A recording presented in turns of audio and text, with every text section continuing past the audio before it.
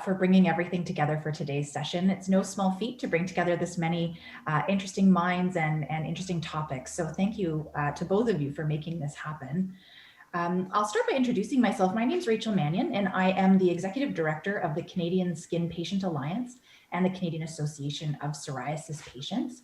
I also serve as the Chair of the Patient Advisory Council of the Skin Investigation Network of Canada, or SkIN Canada, and I'm a member on the executive and other committees of the network as well.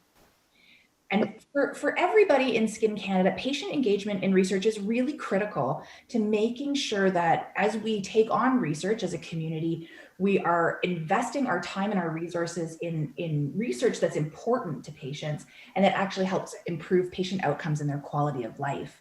And we all know, I'm sure we have many researchers joining us here, we all know how difficult that can be when we don't have the opportunity to hear directly from patients and even to include them on the research team. So throughout SkIN Canada, we have patients embedded in all of the networks and working groups, all of the committees and working groups that form the network.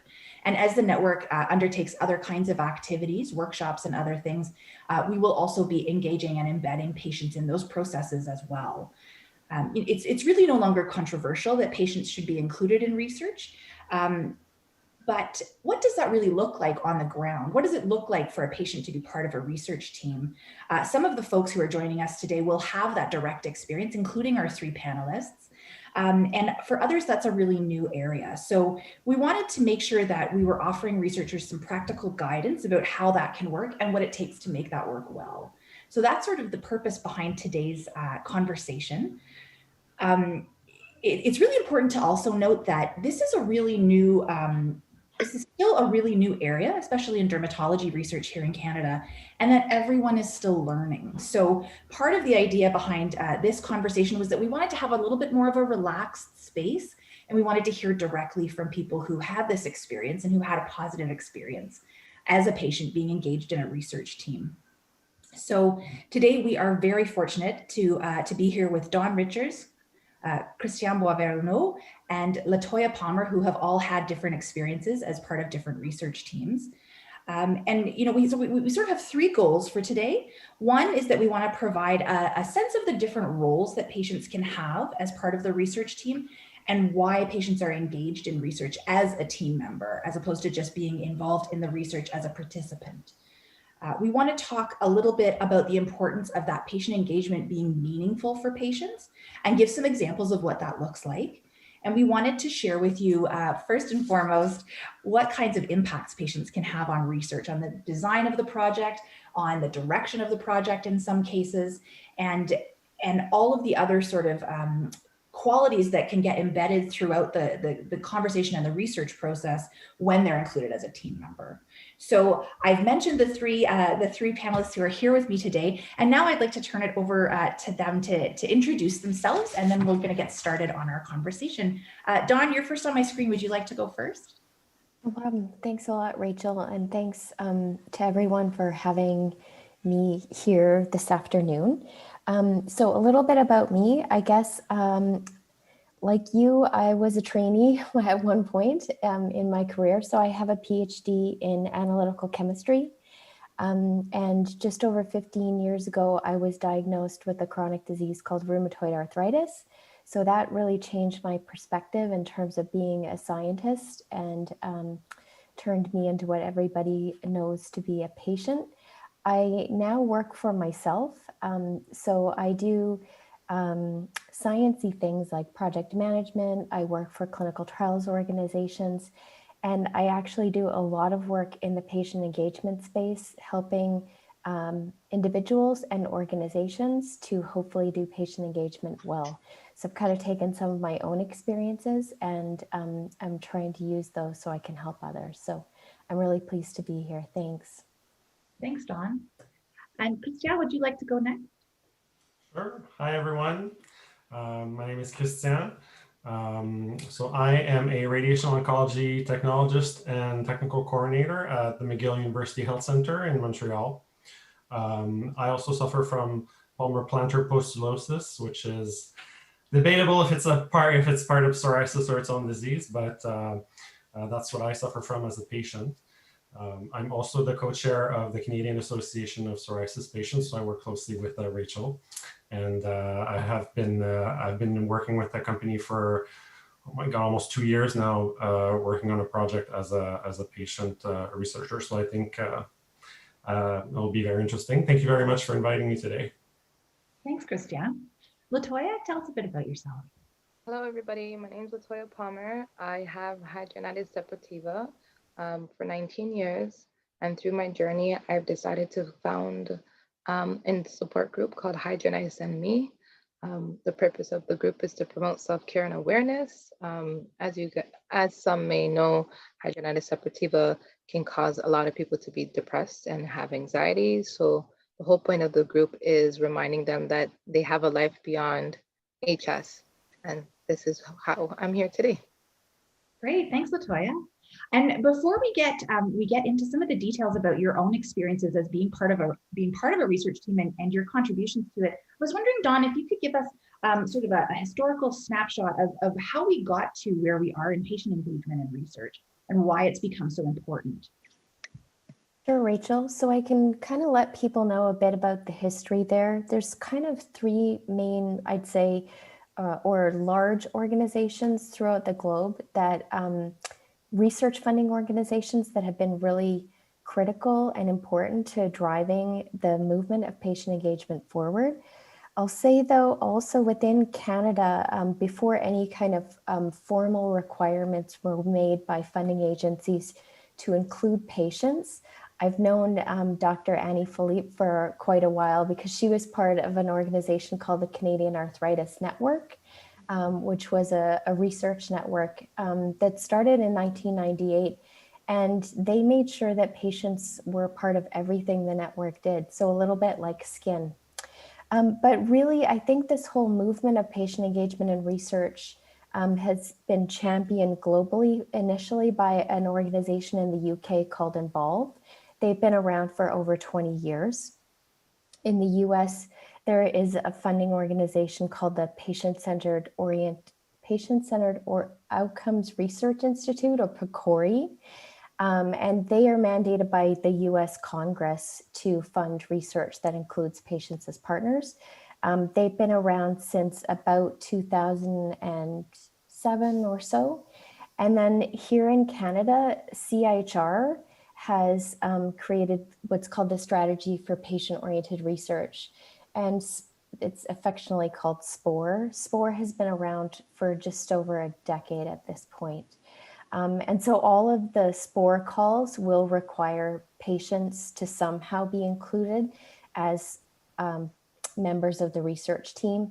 SPORE also has a requirement for policymakers and people who make decisions in government and healthcare to be part of the research teams too. And so that kind of gives you a bit of a flavor globally. This isn't something that's just happening here, although I'm always excited when I learn about new things that are happening in our own backyard related to this. But really the point is to what you started off with, Rachel. It's to help make sure that what you are researching can make an impact in patients' lives and potentially the healthcare system. It's also for you to help shape your results so they're more relevant to the people who are actually going to use your research results. So again, whether those are people making decisions in the healthcare system, whether those are patients, their caregivers, et cetera. So that's a little bit behind this kind of movement per se. But like you said, it's all fairly new, and it's also happening in different pockets, kind of in grassroots ways as well. So there's lots and lots of healthcare organizations now that have patient family advisory committees, and they have patients and family members who are integrated into a number of things that they do within their healthcare centers too. So that's a little bit of context for you.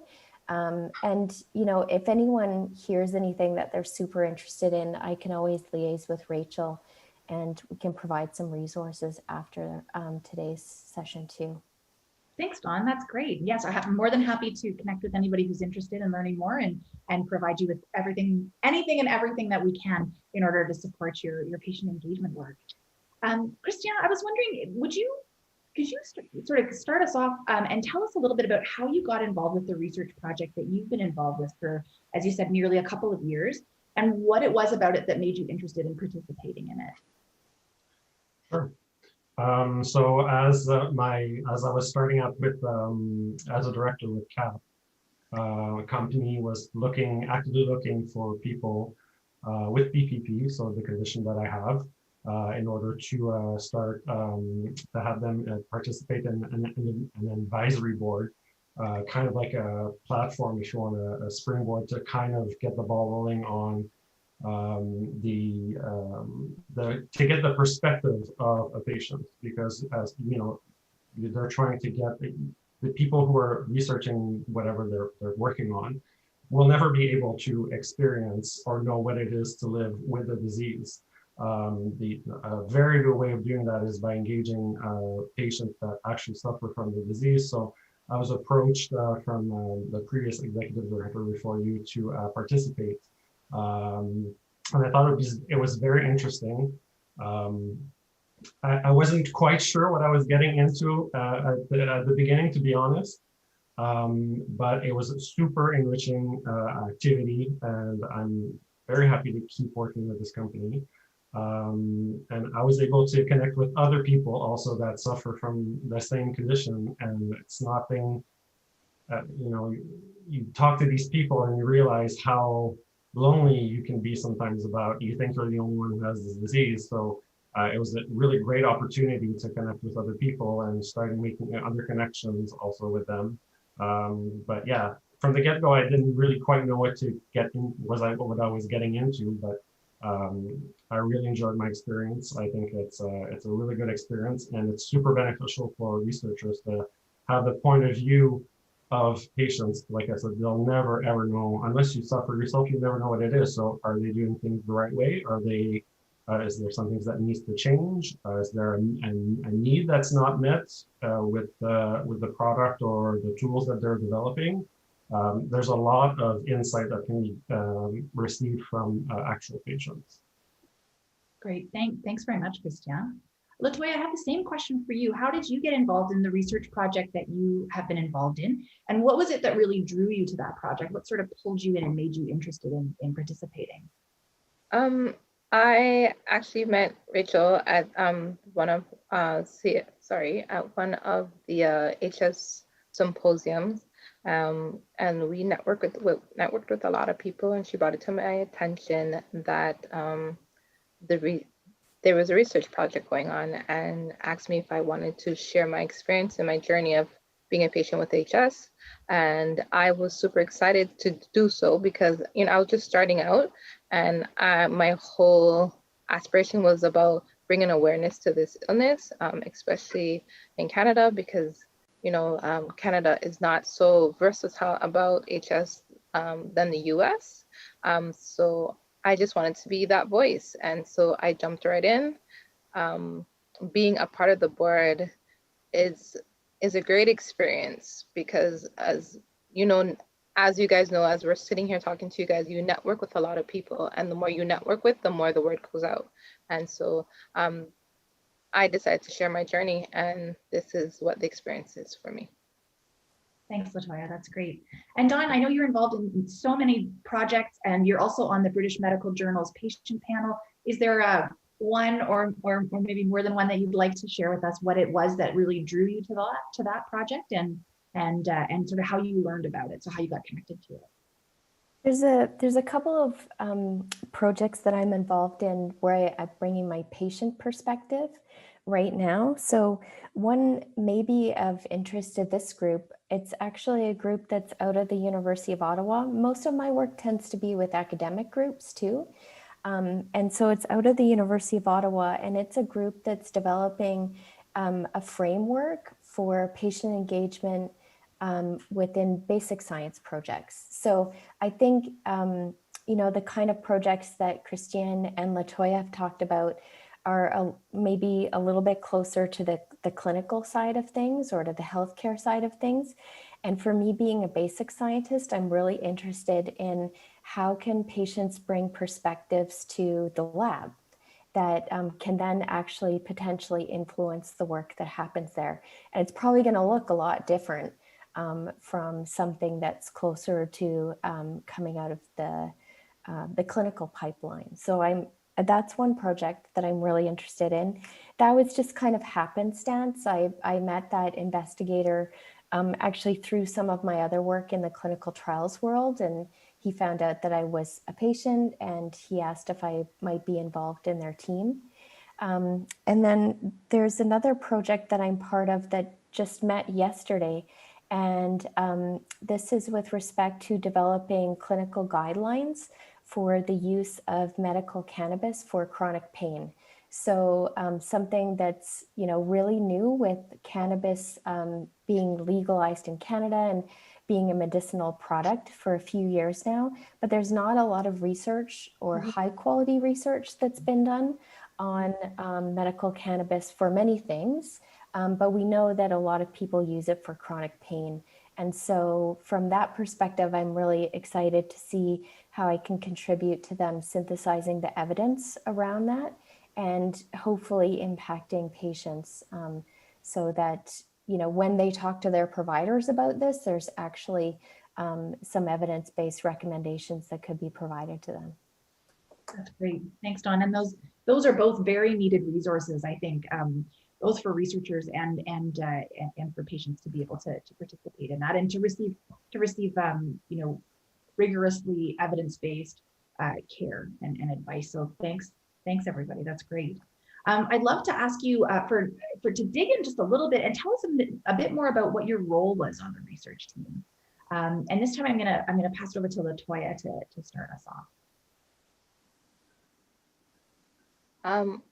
Like I mentioned before, my role was a patient advisory.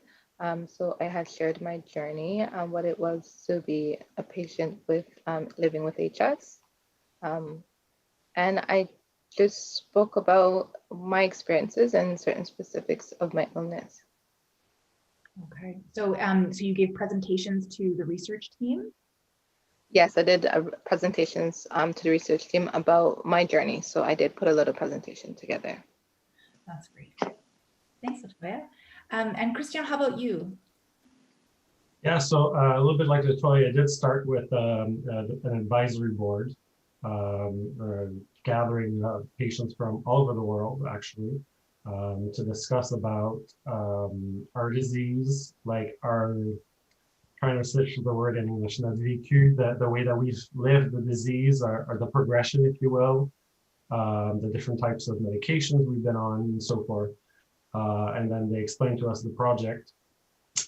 Then moving forward, they wanted to, they were looking for patients to actually simulate what they wanted to do. And it's not something that was necessarily interesting for me. I was not interested in participating at that time for that specifically.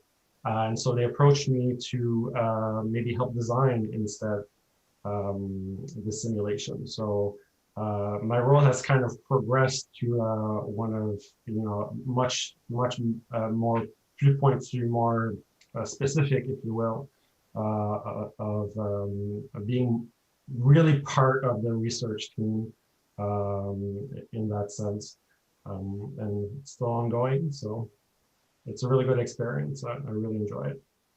Thanks, Christian. It sounds like while the company that you're working with, they may have had a specific vision at the outset of your work together. It sounds like that may have sort of been evolving a little bit based on your feedback and some conversations. Have you found the company, or has everybody found that to be a really open process, or is that something where your role is set at the beginning and then that piece of the project sort of ends and everything gets wrapped up? Yeah, so it's like in sections, if you will. So like the ad board is one section, and then they came back to me and saying, okay, we have this idea for the second part. Do you want to participate? That's another section. So there's like a start and an end to each like piece of it. But they've been coming back to me, and like I said, my role, and as you said, my role has evolved, and to be more and more like involved in the project. And I'm very grateful for it. I think it's a really good project. It's really interesting. Um, yeah, it's not always the case. Sometimes, from my ad board, there's some people that were just there for the ad board, and they're like, this is not for me, type thing. So it could happen sometimes. So you have to be careful sometimes how you approach the patient that you may want to be involved in the project. But there's always something to learn, even if the person doesn't continue. I think there's always benefits of having patients included in your research. I mean, not just as participants or people who will be receiving the tools or medications that you're developing, but for the entire research and the ultimate goals that you're looking for. Great. Thanks, Christian. And Dawn, how about you? How have you had different roles on different research teams, or could you tell us a little bit about sort of some of that variety and what that looks like? Yeah, so I think each project is fairly different. A lot of it depends on the team, right? So I've been in some teams where you kind of just get thrown into the team and like away you go. And it's a little bit more up to you to advocate if you don't know what people are talking about or if you're not familiar with some of the steps. And then I've been part of other teams where I'd say they were pretty good at best practices related to patient engagement. So I and the other patient, so they had two patients on the team, which I also think is awesome because, we do have lives outside of being patients. And that means sometimes we work and can't make the team meetings. So this one particular team, there's more than one patient there. We've developed or co-developed a terms of reference for what our roles will look like and how we may choose to or not choose to participate. Like Christiane said, sometimes you're not terribly interested in a part of the project and you should be able to say that that's where you are, or maybe you can't be part of it because your health or life has taken over. And so we've had some separate meetings with patient partners only, some with all of the team members. And this particular team has made it really easy. If I or the other patient partner can't make a meeting, they'll meet with us separately. They'll make sure we know what's going on. And otherwise, they've been pretty good about communications and making sure that everyone on the team knows what's going on and where we're headed next. So yeah, the experiences are kind of varied depending on who's kind of in charge of working with the patients on the team. But well, I think me, I don't hesitate to let them know if I'm not too happy about something and maybe they should consider changing their approach, which I don't think there's anything wrong with that. It doesn't matter who you are on the team if you think things aren't going well, quite frankly. That's a really good point, Dawn. And so building on a couple of the descriptions that you've shared with us, Christiane and Latoya, how did your research teams engage and support you throughout this process? Dawn mentioned that sometimes they meet with the patient research partners outside of the meeting time if they weren't able to make it, or they would offer other kinds of flexibilities. And I was curious what that experience was like for each of you. In terms of myself, they were quite professional, which was great. And they always had like a go-to person. So everybody that was involved had a certain position. So if I had a certain question, I knew who to go to. They've always made themselves available either through email or through telephone. And the good thing is that they always checked on my well-being. As much as they want us to get information from us, they want to make sure that we were okay. And remembered that we did have a condition, and just like Dawn had said, like life will take over, or you may have a relapse from your illness at that time, or just being in it alone sometimes can create stress and trigger flares for you, or inflammation or pain at that point in time. So they always make sure to check in how we were doing. And when I couldn't meet because life got in the way, they were able to be flexible with my schedule. So that's one thing that I really appreciated that they did. Awesome. Christiane? Well, for myself, it's it's usually contract based, so that's fine. That's totally fine, and they give us enough time to prepare for it. So it's not like I need you to participate in an ad board next week, and it was never like that.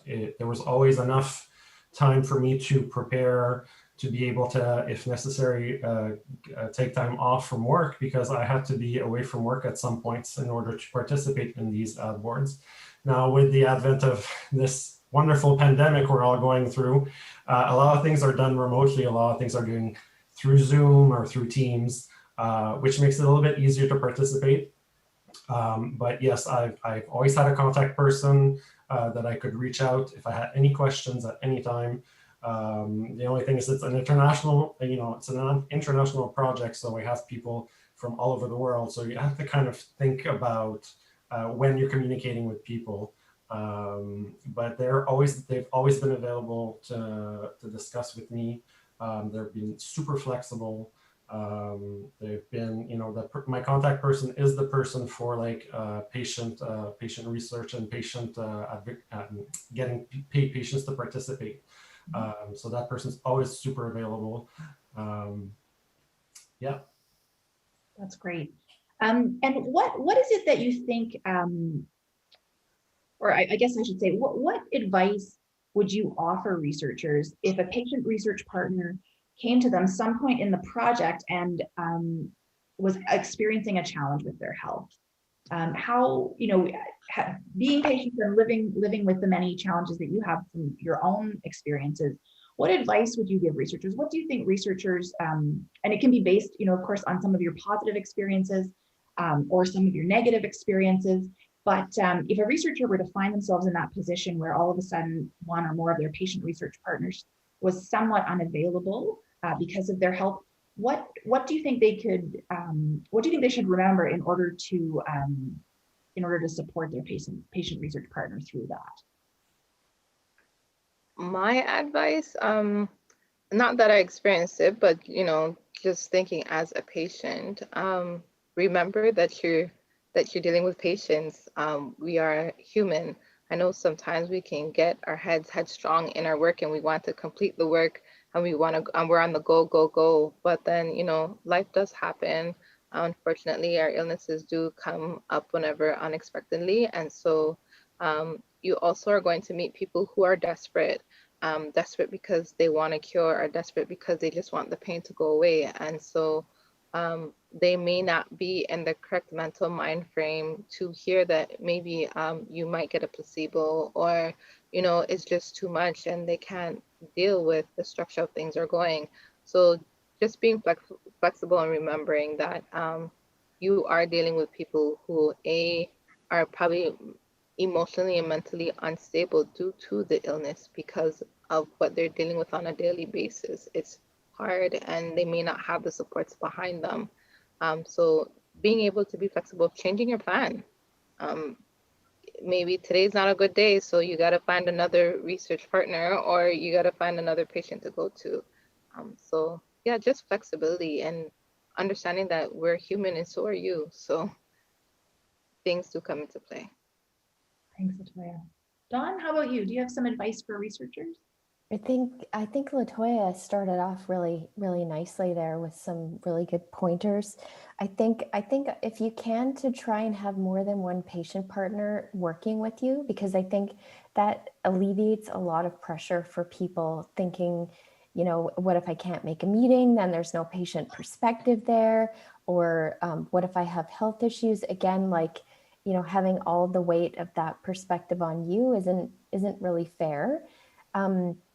I agree with the flexibility piece too. I think, we get really in this, 9 to 5, Monday to Friday kind of thing. That's when we're open to do business kind of thing. And I think you have to remember for patients, to Latoya's point, being flexible.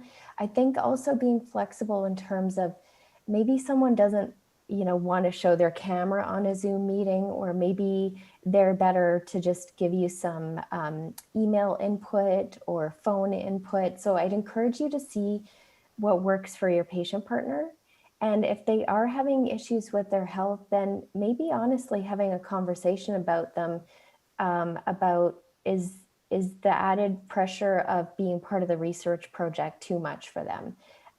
I think that's a fair conversation to have with people, and your patient partner would actually probably really appreciate that, because I think, again, to Latoya's point, many patients will put a lot of pressure on themselves when they're in these positions to show up, to really be there to provide a perspective. And you just approaching them and saying, it looks like you're having a hard time. Is there some way that we can, do things differently so it works for you? Or, should I leave you alone for a little while until you're feeling like you can step back in? I think those are all things that are not off the table, to be honest with you. Thanks, Dawn. And Christiana, how about you? What advice would you offer? I totally agree with the flexibility thing. I think Latoya had it like right on the nail on the head. You really have to be flexible to be able to have different perspectives. You should be able to consider other. Can you hear me? Yes. Can everyone hear me? Okay, sorry. It says it's around you. That's why. Yeah, so I think being able to do some accommodations for your patients to participate, whether it be offering free parking to wherever the meeting is happening, technological support if they need help with setting up Zoom, or if, depending on, especially if you're dealing with people who don't use it on a regular basis. I'm thinking more elderly people, but I mean, some people might not have access to internet or some other things. So you really have to be able to do what you can to incorporate the perspective of the patient as much as possible, whatever that may be. I'm thinking specifically for me, for PPP. Some patients have, the lesions on their feet. So if they have to walk, 10 minutes from the parking lot to get to wherever you need to go, and that might be very painful and uncomfortable for those people, you have to be able to maybe offer like, okay, well, maybe we'll pay a taxi for you to go straight to the front door, for example, offer, mobility assistance. There's a lot of things that you can do to make sure that your patients feel involved and cared for, and that you really want to listen to what they have to say. It seems kind of banal. It's so small, but it makes a big difference. Yeah, those human and personal touches to that relationship can go so far. They can really bring people together and make sure that everybody's feeling included and feeling supported. I think that all of you have offered some really great food for thought. And while we're on the topic of thinking about sort of team dynamics, I was curious, what made it sounds like each of you have had really good experiences where you felt like you were a good fit for the team and the team was a good fit for you. And I was curious if you could sort of share with us what it was that made that a good fit, and if you've ever, had any experiences where maybe that wasn't either a balanced relationship or that fit didn't feel quite right. From my experience, what really made me feel comfortable is the fact that they listened. And what they didn't understand, they asked questions, and either they reiterated it or they asked me to elaborate on it. But the fact that somebody actually took the time to actually hear you out and listen was such a big hurdle that you felt impelled to share, more impelled to share. So listening and, actually, taking into consideration not just the medical aspect of it, but the emotional aspect of it. So that was something that was big. That's great. And did you, at the beginning, did you have maybe a little worry in the back of your head that maybe they weren't really going to hear what it was that you were trying to share with them? To be honest, because it was my first time going in, I felt so, just because this is my first time being in such settings. So silly me, when you think about scientists and researchers, you think about all the sciencey stuff, and and as a typical normal person, I don't talk sciencey, right?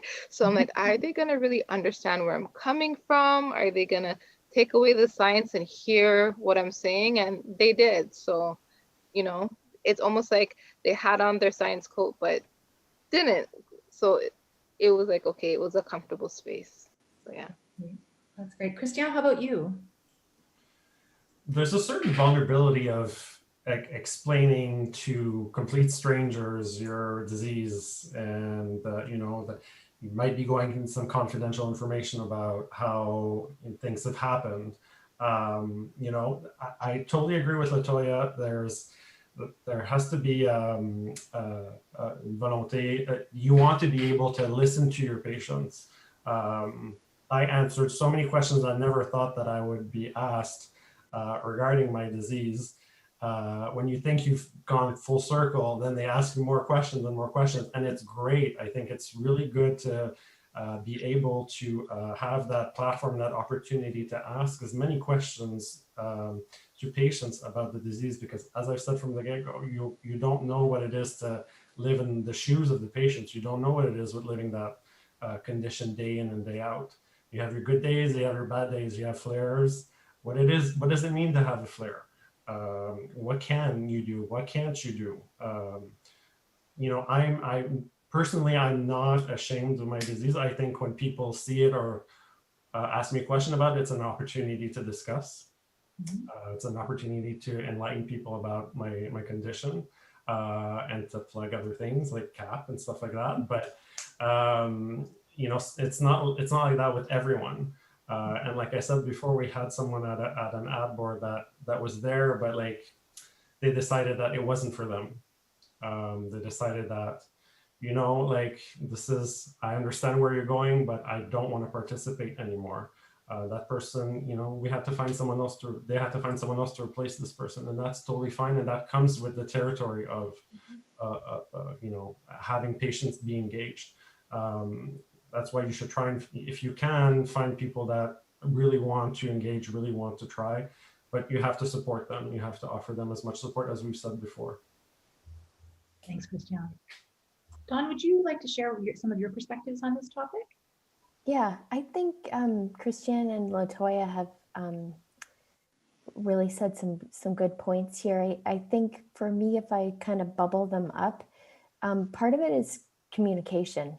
If you're a bad communicator, I hate to tell you, you're probably not going to do well engaging patients. And part of that is because, you know, I think it's really critical for patients to feel like a part of the team if you're engaging them for, you know, say a year-long research project or for a couple of years. And, you know, you probably will have more interactions with your researcher team members than your patient partners. So making sure that you touch base with your patient partners about what's actually going on while you're not meeting with them, I think is fairly important.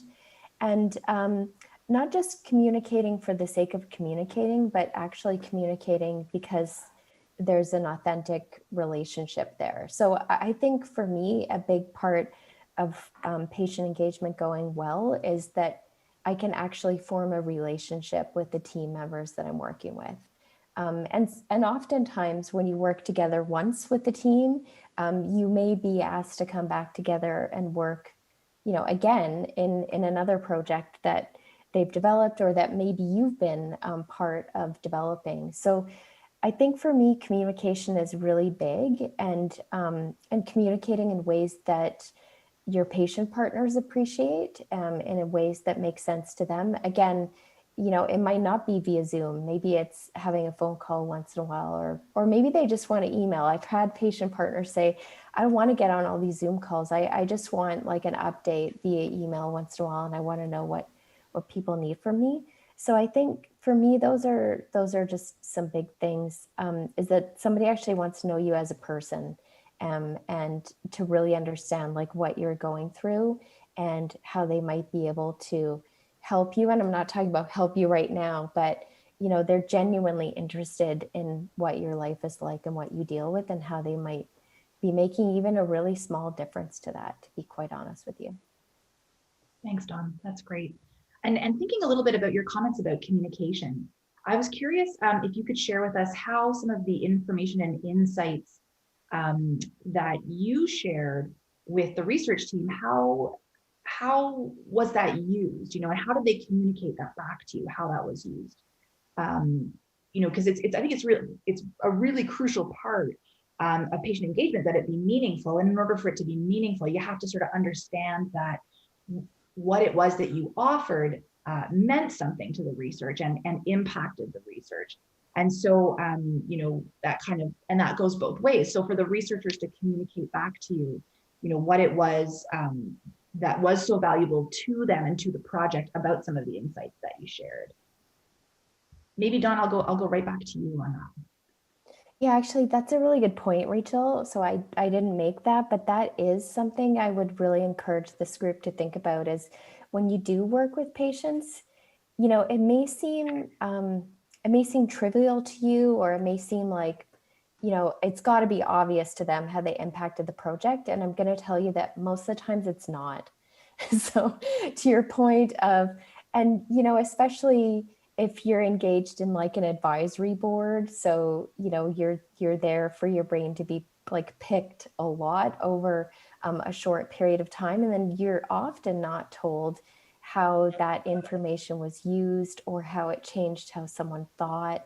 And those might not be typical parts for the research team in terms of getting back to you on. So, you know, in my case, I've had a variety of different ways that it's been communicated to me. Either, you know, when we could get together in person, people would come up to me after conversations and say, like, something you said really changed the way I thought about something. Now, when we're kind of in this virtual world, a lot of the work that I'm doing, you know, will be in terms of, you know, developing frameworks or developing guidelines. So you can actually see the impact within what the document looks like as it kind of moves along. But even, you know, during team meetings, I've had people say, you know, for example, in some of the guideline work that I've been doing, as patients, I find it really distressing when we're told we failed a therapy. And I would encourage people to not use that language. It's actually my disease that didn't react to the therapy. I didn't fail it like I failed the test.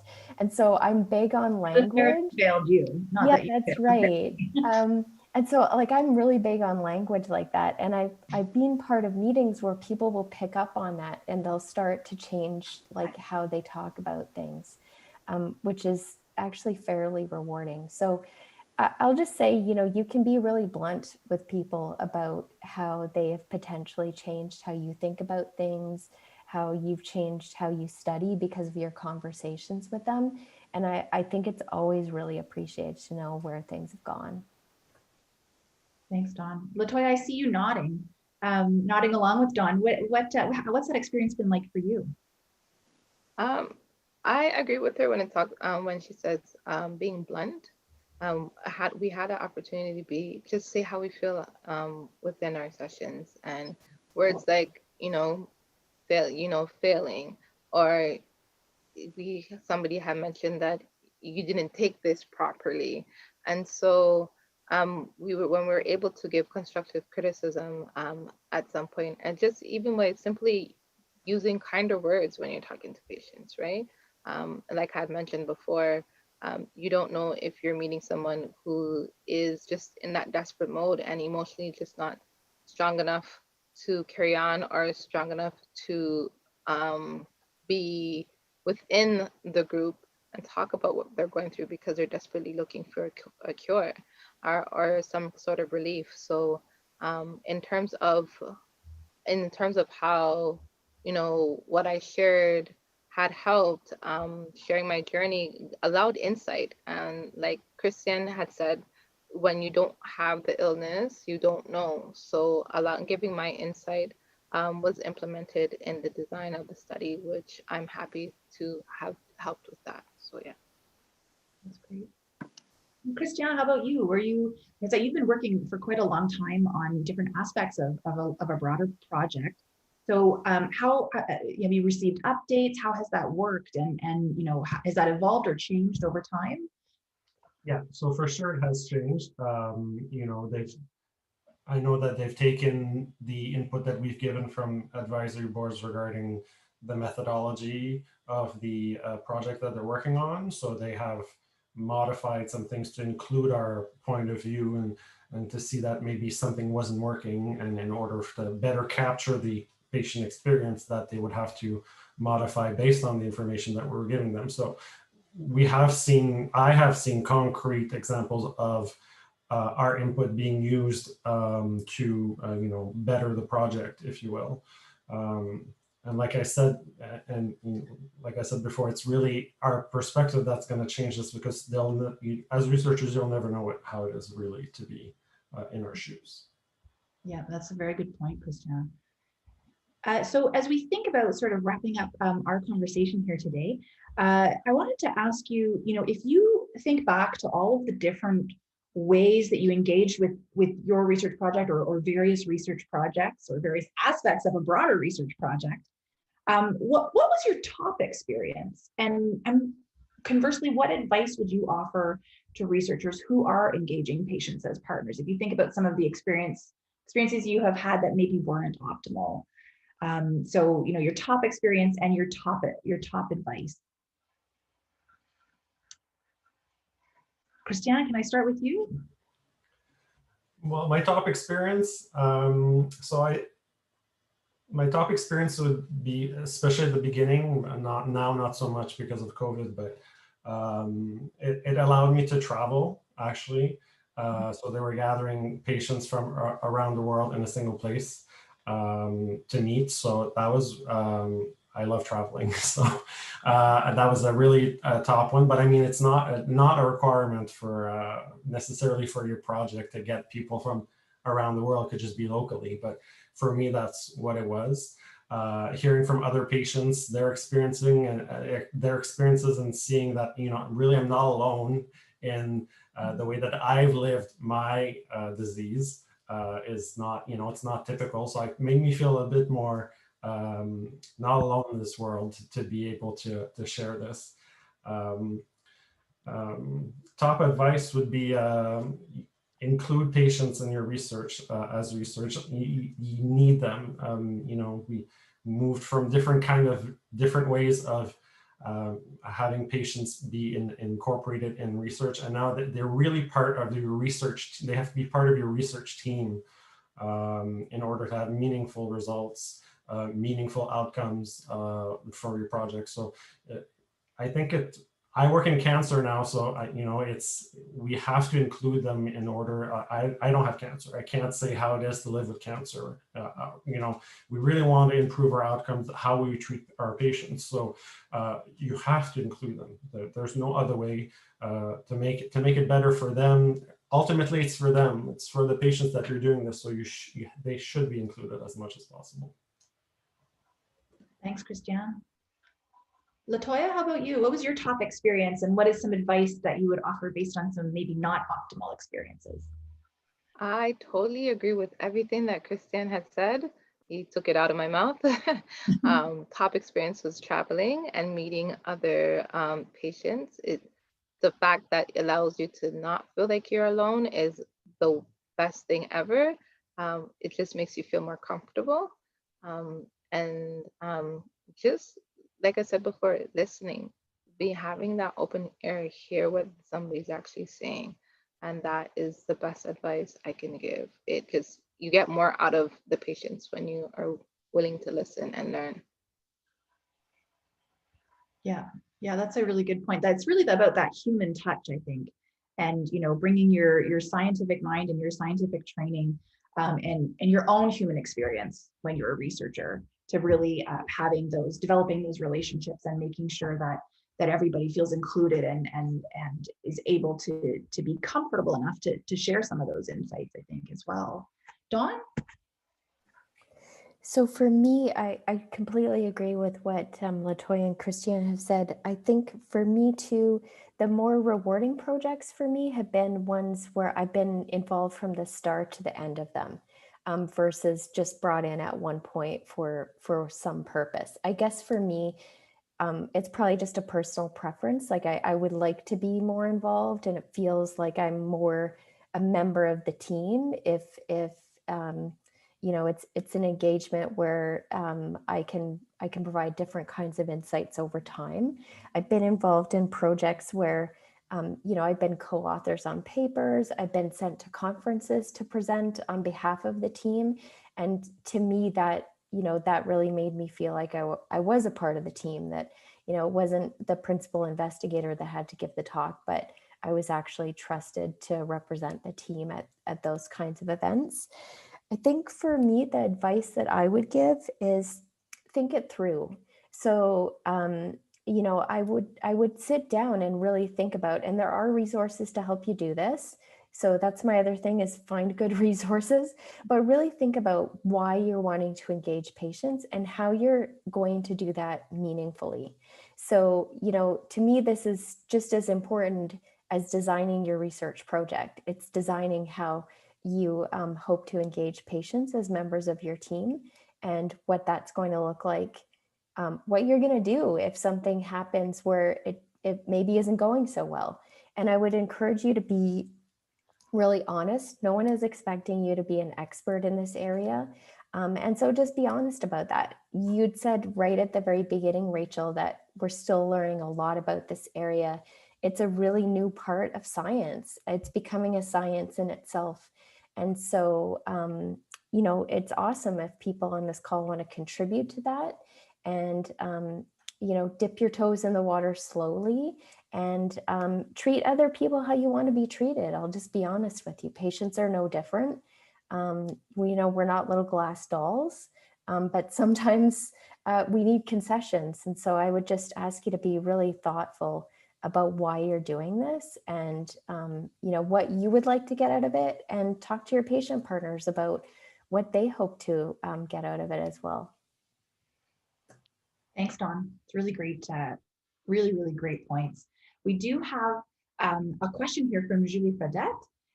She says, thank you for a great session, for your generosity today, and for your involvement. Would you say your role in a team is more sharing your experience, your opinion, or your point of view, or also trying to provide the opinion of the patient population at large, or both, depending on the situation? So Christian, fly to you. Oh, you're already talking. Wait. It depends. It depends a lot about your experience with the disease. It depends what you do. I'm co-chair of CAP, so I like to say that I have a voice for a lot of people suffering with psoriasis, or PPP specifically for me. But that might not be necessarily the case for everyone who participates as a patient researcher. I would say, the experiences that the people that offer to you in for this research are usually typical. But I mean, it could be that this person had a really bad experience in a certain treatment, or they had a super positive experience. And so it's a little bit of a crapshoot. So that's why, and I agreed with Dawn's advice to have more than one patient researcher in your group. So you have a variety of, you get a bigger global picture, if you will, of the experience of living with the disease. So to answer your question is, it depends. And I know, like, even from my own perspective, being involved in the two national organizations, we'll talk to some patients and they will have had an early diagnosis, a really, really fantastic care team, treatments that worked for them, and their experience is completely different from somebody who had a really late diagnosis, perhaps a lot of disease progression by that time, difficulty accessing appropriate or optimal care, and a heck of a time finding a treatment or a combination of treatments that work for them. And so, to your point, Christian, I think that when you're able to draw on multiple perspectives, you can kind of get a sense, even to see how those different pieces along the sort of traditional patient journey have really impacted things for folks, in addition to all of those sort of day-to-day insights that so many of you have offered. And while we're waiting, so I encourage, if anybody has any other questions, please put them in the chat box. But I have another, actually, sorry, I didn't even give you a chance to respond, Dawn and Latoya. Sorry, go ahead. That's okay. I Dawn? think I was going to agree with Christiane. You know, I can tell you all about my own experiences. I can tell you what I've heard in my community, but I can't represent those experiences. I can only speak to my own. And I think that is a really good point that, you know, some patients will feel pressured to be a bigger voice than their own. And I would be careful with that because I don't think that's fair for patient partners. And so I would encourage you when you do ask questions of people, kind of divert it about their own experience rather than feeling like they need to represent others as well. Thanks, Dawn. Latoya, did you want to add anything on this topic? No, Dawn and Christiane and yourself had answered all of them. So very good. And Anwar has put a question in here. He says, thank you so much for your valuable insights. Many researchers that he talks to say they want to engage patients for a project, but they have no idea where to start. What would you recommend to them? And also, the second question, what areas of a project have you felt that you contributed most to? And he understands that this probably varies by project, but so if somebody is looking to engage with patients, where would you recommend they start? And I would actually jump in here and say, please talk to patient organizations. It's our patient organizations that connected Christiane and Latoya with some of the work that they've been doing. And we are often approached by academics, by companies looking for people who are living either usually with a very specific disorder. And we do our best to reach out to our community and think about who we know who might be in a good place in their lives in order to contribute to that. So patient organizations are an excellent source of that. And as well as your colleagues, I think, Latoya, you were mentioning, networking at the beginning of the session and how important it is to sort of just meet people and let them know that you're here and that you're interested. But the question was not entirely just for me, so I'll pass it over to you guys. And maybe I'll start with you, Latoya. Well, Rachel said it all. Networking is a big thing, especially myself being a support group. If I didn't know something, I was able to reach out to other HS agencies within the community. So, and then they have their own sorts, own body of networks too as well. So networking is a big thing. Sometimes you have to, somebody may know a doctor, somebody may know a scientist, somebody may know an agency like CSPA, somebody may know even the psoriasis. In some way, somehow we all connect. So just reaching out to different organizations and networking is one of the biggest things. Thanks, Latoya. Dawn or Christiane, did you have any comments on that? I mean, I think that's really good advice, is to connect with an organization that has connections to patients. And to the second part of Anwen's question about which part of projects we maybe contributed to, I guess I would just flip that one a little bit and say, I would encourage people to present to their patient partners the entire project and see how they'd like to be engaged. Because I've seen some patient partners, really want to contribute to systematic reviews and like reviewing papers and, filling out forms that are part of reviews. Whereas other patients would say like, no way, like talk to me when you've done that. And I'm happy to just kind of give you some big picture insight. So I would just encourage that you don't necessarily make any assumptions about how people wish to be engaged either. Thanks, Dawn. Christiane, is there anything you'd like to comment on? So you giving thumbs up earlier. Yeah, so you really have to connect with the patient organizations. I mean, they're a great platform for you to connect with the people living with the disease. They usually have pretty extended social media contacts and stuff. So it's a really good stepping stone. My biggest, I think, what was the second part of the question? The second part was, what areas of a project have you felt you contributed the most to? For me, was like feeling like I've actually been doing something, and the project has changed based on my feedback. Has been extremely rewarding. And being listened to, as we've been saying from the get-go, is really listening to. I don't have the feeling that what I'm saying is going into deaf ears. that I'm not just there as like, okay, we had a patient on our research team, yay, yay for us. I mean, it's not good enough. So yeah, it's been rewarding in that sense that, I feel like I'm the driving force of the endpoint of this project. That's great. Thank you so much. Dawn, is there something else you'd like to say? Sorry, I was trying to read your body language. It's really tough over Zoom. No, I'm all good. Thanks. Okay, thanks, Dawn. And we have a couple of other really awesome questions, but we are at the end of our time. So maybe what we'll do, if I could suggest, is let's make a note of these questions, and maybe I can maybe ask you guys for some comments or insights by email, and it might be useful for us to put together sort of an FAQ on that has come out of our conversation today, and responses forthcoming to a couple of the other awesome questions here from Omar and from Rob. And I just want to take a very small moment and thank you so much. All three of you have contributed so much on your own to your patient communities, to the research teams that you've been involved with, and now to our initiative, SkIN Canada, by sharing some of those insights and experiences today. So we have been recording this session, and we are planning to make it available on CSPA's YouTube channel. I think that's our plan as we get the SkIN Canada infrastructure up and running.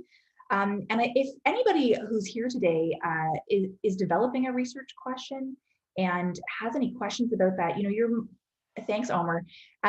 You're of course welcome to reach out to myself, to Dr. Anwen Chan, Dr. Annie Philippe, Omar Kleiner, and Dr. Yanditz, who's not with us at the moment, and pose those questions to us. And if we don't have the answers, we can help find some of that. We'll draw on Latoya's advice and use our networks, leverage those, and reach out to connect with people who have those insights.